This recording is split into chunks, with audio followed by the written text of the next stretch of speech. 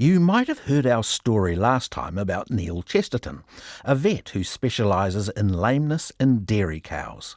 We promised you Chapter 2 of his adventures.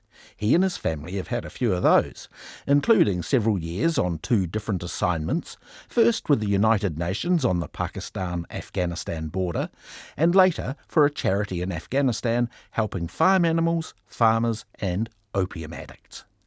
Sally sat down with Neil and his wife Sandra Chesterton to hear more. Back in 1990, I got written to by a friend of ours who was living on the border of Afghanistan, and she knew a project there that was desperate to have a vet training Afghan farmers. They were bringing them across the border and teaching them about treating cows and vaccinating and stuff. And so Sandra said to me one day, well, why don't we go? And I said, we've got 5 kids. We can't go to a place like that. And she said, well, we're homeschooling. But I said, what happens if it just doesn't work out? She said, well, we could come back home again, couldn't we?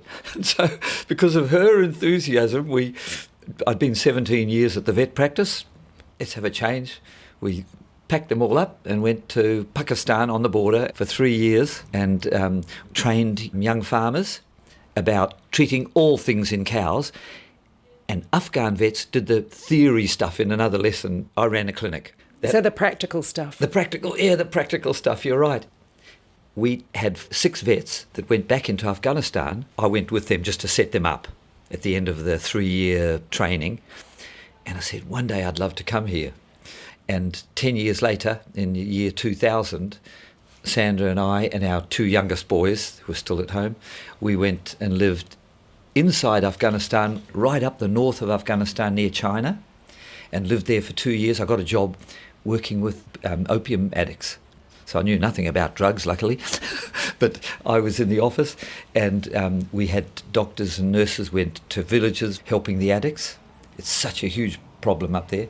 But I had time in between to go and see my vets, go out, give them more training, go out and watch them vaccinate and watch them treat cows. And how were they getting on? It was amazing. Of the 6 that we trained, 5 were still with us.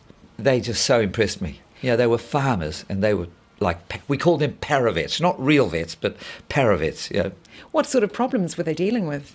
Well, a lot of their stuff was just simply vaccinating to stop dying of blackleg and all the anthrax and all the diseases that were up there, drenching them for worms and that.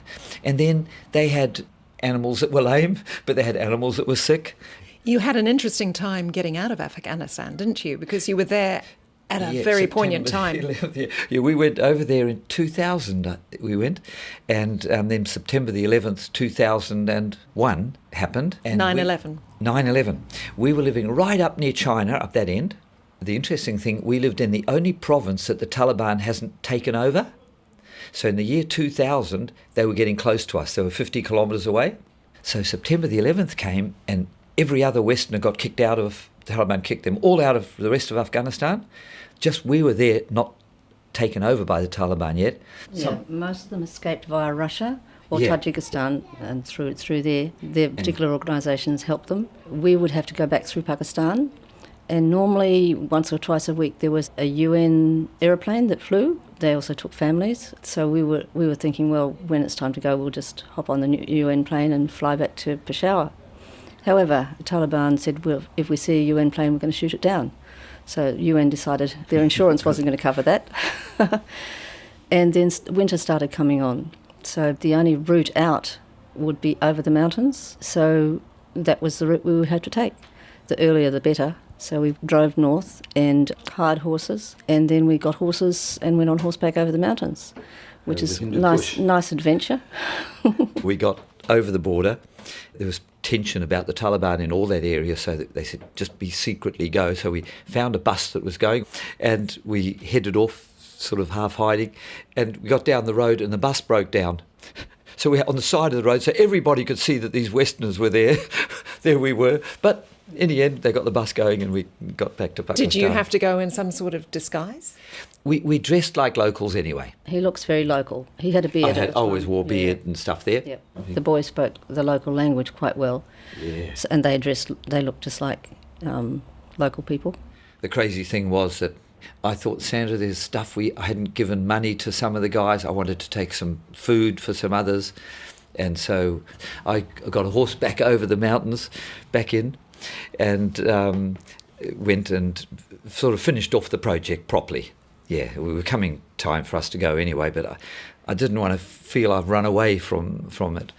And by then the Taliban were being held back.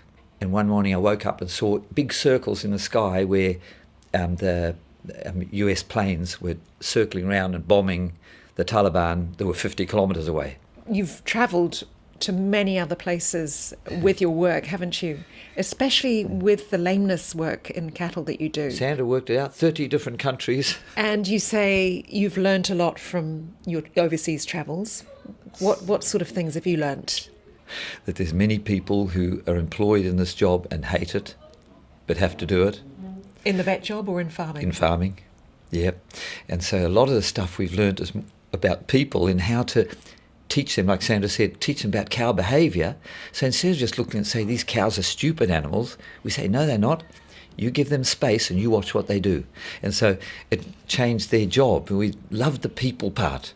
So even if we couldn't solve some of their cow stuff, you know, their nutrition and all those things, which I know nothing about, but the people could start to enjoy the job. And then when they enjoy the job, the cows are less afraid. And, you know, I remember one Jersey farm we went to, where were they, Sandra?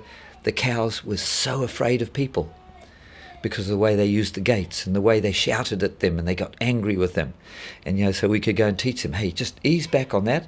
You'll end up with better cow flow. It mightn't have anything to do with lameness, but your job will be better. And so we got a bit of a known for that cow psychology stuff. Are you going to be slowing down anytime soon? I'm really slowing down. I'm not doing anything else above the hoof. It's great. The good thing about just doing lameness, you don't have to do it at midnight. It's not emergency stuff. So I leave all the hard work to the real vets. I'm just the cow vet. And so still totally enjoying it. Neil and Sandra Chesterton. And Sandra's book about Neil's exploits will be sent off to the winner of the competition we've been running. And we'll let you know the result of that competition at the end of the show.